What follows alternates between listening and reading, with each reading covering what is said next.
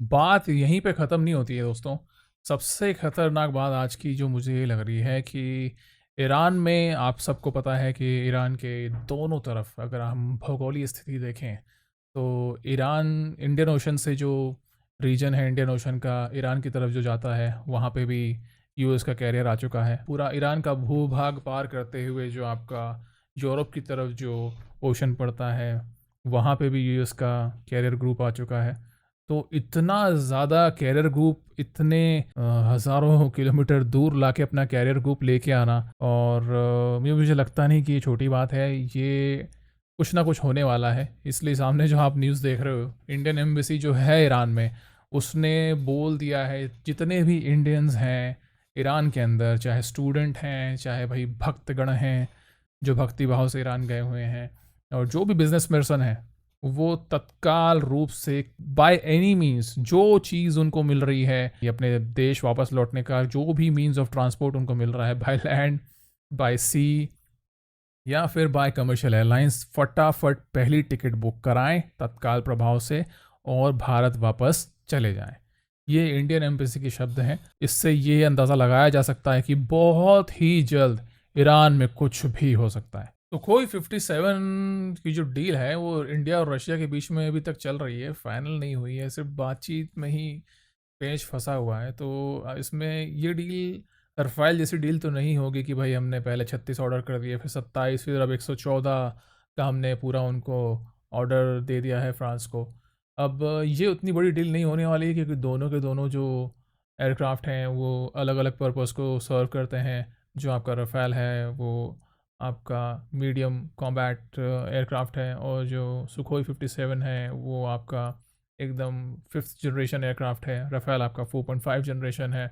तो सबसे पहला फैक्टर हमारे पास ये भी है कि जिस तरह से हम एआई का बूम आज देख रहे हैं, तो हम ये इंश्योर करना चाहते हैं भाई सुखोई 57, एसयू 57 बाय करने के पहले कि भाई ये लॉन्ग टर्म में रेलेवेंसी रखने वाला है या नहीं रखने वाला है। मतलब कहीं ऐसा ना हो कि हम लेके तो बैठ जाएं बट एआई इतना आगे निकल जाए कि हम इस प्लेटफॉर्म को इंटीग्रेट कर ही ना पाएँ। ये जो 5th जनरेशन हम ले भी लें अगर आज और हमारा कोई भी एआई प्रोजेक्शन है जो कि इतना ज़्यादा एडवांस ना हो जाए कहीं कि हम इस सुखोई 57 के साथ उसको लिंक अप ना कर पाएँ, इंटीग्रेट ना कर पाएँ। क्योंकि चाइना के पास जो शेंगडू जे-20 है, वो उनके पास ऑपरेशनल कंडीशन में है, वो अभी उनकी मिलिट्री में है जे-20 जो कि चाइना कहता है कि वो 5th जनरेशन है और ऐसा बताया जाता है कि वो पूरी तरह से एआई इनेबल्ड है। तो ये भी एक मेन कंसर्न पॉइंट है। दूसरा पॉइंट एक ये भी हो सकता है जैसे कि हमने पहले भी बात करी कि हम डसॉल्ट एविएशन से रफ़ेल इतने सारे हम ऑर्डर प्लेस कर चुके हैं जो कि आने वाले कई सालों में हमारे पास आएँगे। बहुत बड़ा ऑर्डर है, कम से कम $40 बिलियन से के आसपास का जो ऑर्डर हमने प्लेस किया है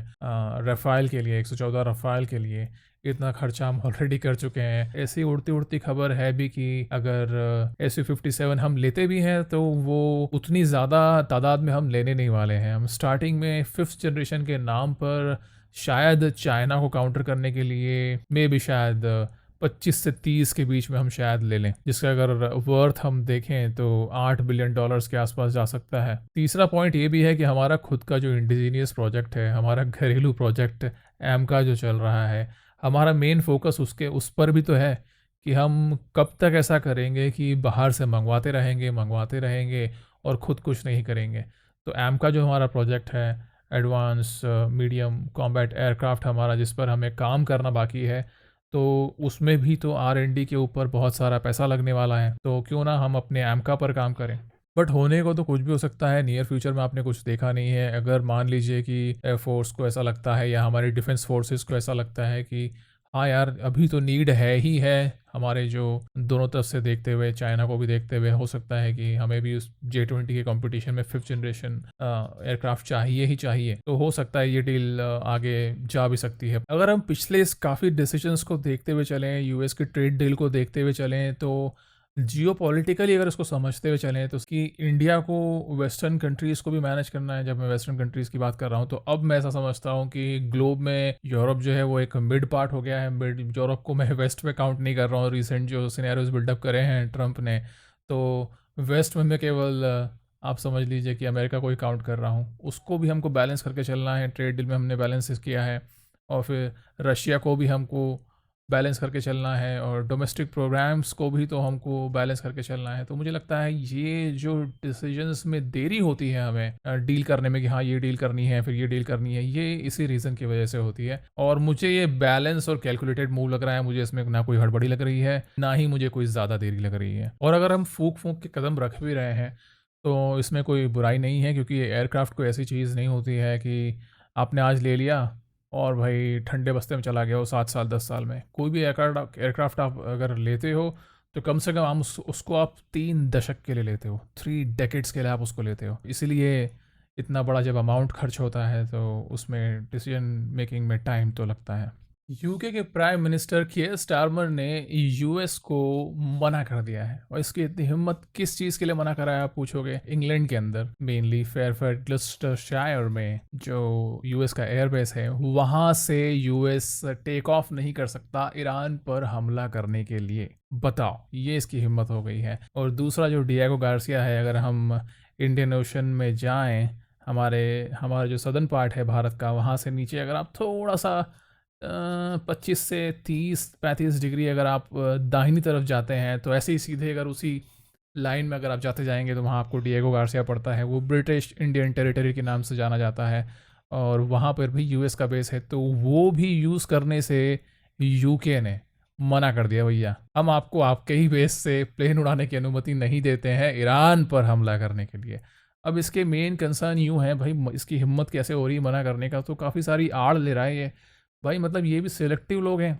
जब मदुरो पे घुस के हमला कर दिया, ट्रंप उसको ले आया मतलब 15 मिनट के अंदर, तब तो बहुत तालियां पीट रहा था ये कि अरे वाह क्या बात है, इसको अगर हमारे यहाँ भी लाओगे तो हम भी इसको सजा दे देंगे, ऐसा बोल रहा था स्टारमर। और खुद के रीज़न ये है कि भाई कहीं ऐसा ना हो कि इंटरनेशनल लॉ का वायलेशन हो जाए और फिर यूके के ऊपर ही उसके जो साथी देश हैं ईयू के आसपास के, क्योंकि यूके तो अब ईयू से निकल चुका है, यूरोपियन यूनियन से बाहर हो चुका है यूके कब का, काफ़ी साल हो गए इस न्यूज़ को। तो हो सकता है कहीं उसके चट्टे बट्टे दोस्त ही कुछ ना बोलने लगे, उस पर दोषारोपण ना करने लगे कि अरे यार तुमने ऐसा कैसे कर दिया, अपनी ज़मीन का इस्तेमाल कैसे होने दिया तुमने दूसरी एक देश पे हमला करने के लिए। उनका मेन ये भी एक पॉइंट है कहने का कियर स्टारमर का कि भाई आप डिप्लोमेसी से सुलझा लो, बातचीत से सुलझा लो, नहीं सुलझ रही बातचीत से तो और ज़्यादा सैंक्शन लगा दो कि अरे भाई तुम अब ये भी नहीं कर सकते, तुम वो भी नहीं कर सकते। मेक्सिको से भी काफ़ी भयानक और तगड़ी न्यूज़ आ रही है, मतलब भयानक तो हाँ कहा ही जाएगा और तगड़ी भी कहा जाएगा। यहाँ पे ड्रग डीलर एल मेंचो जो है, जिसका समझ लो कि आप पूरे मेक्सिको पे जिस आदमी का कब्जा था, एल मेंचो भाई, ये मार दिया गया है मिलिट्री फोर्सेस द्वारा, जो कि मेक्सिको के मिलिट्री फोर्सेस हैं। जब इसको निपटा दिया गया तो भाई पूरे के पूरे मेक्सिको में कम से कम 250 जगह,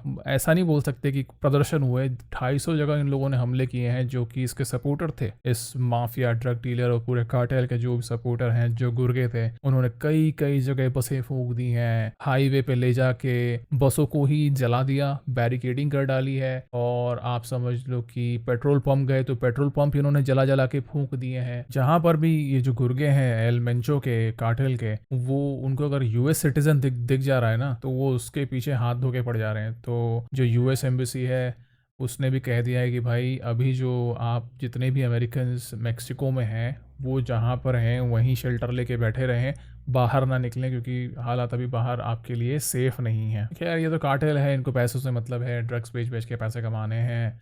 और मेक्सिको इनके लिए सिर्फ एक खेती बाड़ी वाली ज़मीन से ज़्यादा कुछ तो है नहीं, इसलिए इनको इस बात से फ़र्क नहीं पड़ता कि पेट्रोल पंप चला रहे हैं और अगर हाईवे ब्लॉकेजेस कर रहे हैं तो भाई उससे आपकी सिटी में आने वाले जितने भी रिसोर्सेज हैं वो सारे के सारे ब्लॉक होते हैं। भारत ने अब अपनी एक कॉम्प्रिहेंसिव एंटी टेरर पॉलिसी जो है वो लॉन्च कर दी है और उसका नाम दिया गया है प्रहार। ये बहुत ही ध्यान देने वाली बात है और ये इंडिया की सबसे पहली एंटी टेरर पॉलिसी बनेगी प्रहार। इसका मेन गोल होगा कि भाई टेरर अटैक्स को आपको प्रिवेंट करना है, होने से पहले ही रोक देना है। इस पॉलिसी पर काम किया जा रहा है। इंटेलिजेंस एजेंसीज और पुलिस के बीच में एक बेटर कोऑर्डिनेशन हो, इसके लिए क्या मीन्स ऑफ कम्युनिकेशन है उसको स्टेब्लिश किया जाएगा ताकि इन्फो शेयरिंग एक बोलते हैं ना सीमलेस हो सके, कि अगर जितनी जल्दी इन्फॉर्मेशन आई है वो उतनी जल्दी अपने कंसर्न बंदे तक पहुंच सके जिसको उस इन्फॉर्मेशन पर काम करना है या उस इन्फॉर्मेशन को जिस बंदे को एग्जीक्यूट करना है, आगे रेडिकलाइजेशन को रोकना है, टेरर फंडिंग को रोकना है, इन सब चीज़ों के जो भी नेटवर्क्स हैं इनको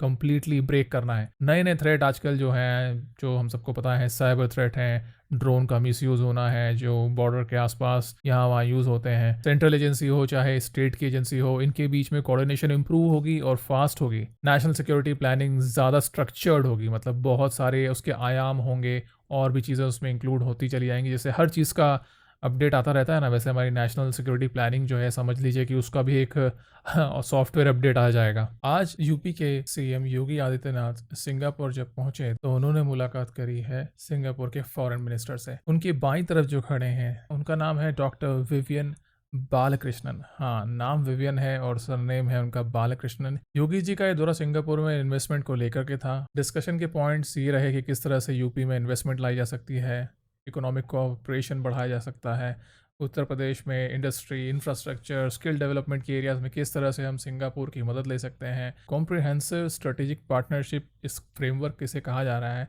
जिसके अंतर्गत बहुत सारी चीज़ें आ जाती हैं। डिफेंस आ जाता है, टेक्नोलॉजी आ जाती है, इन्वेस्टमेंट आ जाती है, स्किल डेवलपमेंट आ जाती है, डिजिटल इकोनॉमी आ जाती है, एजुकेशन, अर्बन प्लानिंग, सस्टेनेबिलिटी, जैसी मल्टीपल सेक्टर्स हैं। ये सारे के सारी चीज़ें जो होती हैं कॉम्प्रिहेंसिव स्ट्रेटेजिक पार्टनरशिप में कवर अप हो जाती है। यानी आपकी बोलते हैं ना कि पांचों उंगलियां घी में। तो अगर कोई देश हमसे आगे है और उसका इंफ्रा हमसे आगे है, टाउनशिप प्लानिंग उसके हमसे बहुत आगे है, टेक्नोलॉजी और डिजिटल इकोनॉमी में हमसे वो आगे है, तो क्यों ना हम उसकी मदद लें। तो यही चीज़ के लिए सीएम योगी आदित्यनाथ सिंगापुर के वहाँ गए हैं